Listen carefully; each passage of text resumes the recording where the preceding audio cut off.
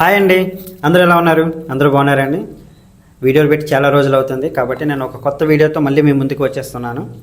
అది ఏంటంటే ఈ వీడియోలో మనం జున్ను ఎలా తయారు చేయాలో నేర్చుకుందాం. జున్ను తయారు చేయడానికి ముందుగా జున్ను పాలు, బెల్లం, మిరియాల పొడి, శొంఠి పొడి ఇవన్నీ మనకి ముఖ్యంగా కావాలి. అయితే జున్ను తయారు చేసుకోవడంలో ముఖ్యంగా 1 లీటర్ జున్ను పాలకి 2 లీటర్ల మామూలు పాలను కలిపి మనం జున్ను అనేది తయారు చేసుకోవాలి. మనం ముందుగా ఒక బౌల్ తీసుకుని ఆ బౌల్లో 2 లీటర్ల మామూలు పాలని ఆ బౌల్లో పోసి ఆ తర్వాత 1 లీటర్ మనం ముందుగా రెడీ చేసి పెట్టుకున్నటువంటి జున్ను పాలని ఆ బౌల్లో వేసి మిక్స్ చేద్దాం. మిక్స్ చేసిన తర్వాత అందులో కొంచెం శొంఠి పొడి, మిరియాల పొడి, అలాగే మనం గ్రైండర్ చేసి పెట్టుకున్నటువంటి బెల్లం ఇది కూడా వేసి మొత్తం ఈ మిశ్రమాన్ని బాగా కలిసేలాగా మన చేతితోనే స్వచ్ఛమైన చేతితోనే మనం కలిపి పక్కన పెట్టుకోవాలి. మనం ఇలా ఎందుకు కలిపి పెట్టుకోవాలని అంటే గట్టితో కానీ స్పూన్తో కానీ వేరే ఏ ఇతర వాటితో కానీ మనం చేస్తే సరిగా అనేది మిక్స్ అవ్వడం జరగదు.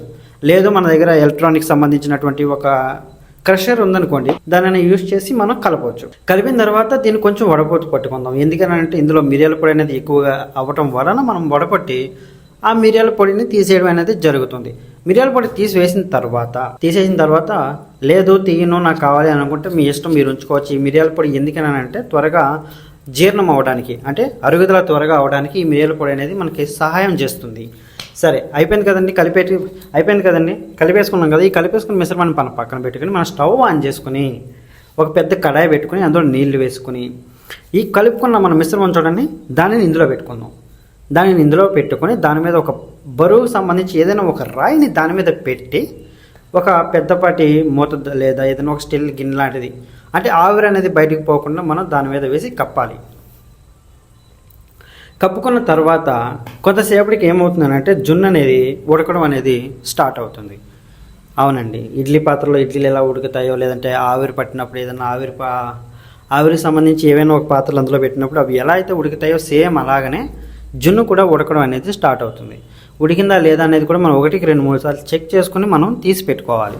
ఉడికింది, సరే ఉడికిందని ఏం చేయాలి, మనం తీస్తాము. వేడివేడిగా ఎప్పుడైనా సరే వేడివేడిగా ఉన్న జున్నును తినడానికి ట్రై చేయొద్దు. ఎందుకంటే వేడివేడిగా ఉన్న జున్ను ఎప్పుడు కూడా సరైన టేస్ట్ అనేది ఇవ్వదు. ఎప్పుడూ కూడా వేడిగా ఉన్న జున్ను సరైన టేస్ట్ అనేది ఇవ్వదు. మనం ఏం చేయాలంటే దానిని తీసి పక్కన పెట్టి మనం చల్లార్చుకోవాలి. లేదనంటే ఫ్రిడ్జ్ ఉంటే ఫ్రిడ్జ్లో తీసుకెళ్ళి పెట్టేయండి. సీదా ఫ్రిడ్జ్లో పెట్టేసిన తర్వాత అది ఏమవుతుంది, అది బాగా చల్లారిన తర్వాత మనం ఏం చేయాలంటే దాన్ని ఫ్రిడ్జ్ నుంచి బయటకు తీసి మనం ఏదైనా ఒక కప్పులో వేసుకొని తినొచ్చు. నేను వీడియో కోసం అని చెప్పి ఫ్రిడ్జ్లో పెట్టి అంత లెంత్ వీడియో చేయలేక నేను ముందుగానే వేడిగా ఉండగానే ఒక బౌల్లోకి తీసి తినేయడం అంటే స్టార్ట్ చేశాను. తినగానే అది ఎలా ఉందనంటే ఒక లాంటి ఫీలింగ్, మరి అంత టేస్ట్ అనేది లేదు.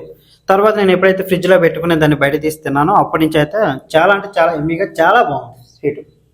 ఇది ఒక రకమైన జున్ను స్వీట్. అసలు మన జున్ను ఎందుకు తినాలి? జున్ను వల్ల అనేకమైన ప్రోటీన్లు అనేవి మనకు వస్తాయండి.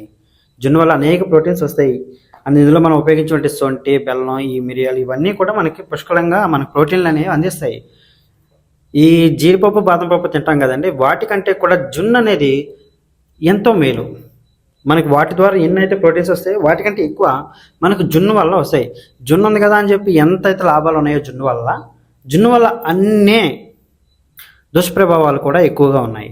సో మనం ఎప్పుడైనా సరే జున్ను తినేటప్పుడు మనం ఆలోచించుకుని 1కి 2 సార్లు ఏదైనా సరే మితంగా తింటేనే ఆరోగ్యం.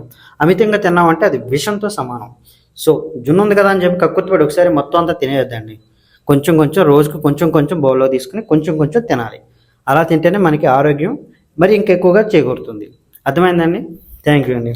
ఈ వీడియో మీకు నచ్చినట్లయితే నా ఛానల్ సబ్స్క్రైబ్ చేయండి, లైక్ చేయండి అండ్ సహాయం చేయండి. థ్యాంక్ యూ సో మచ్ అండి.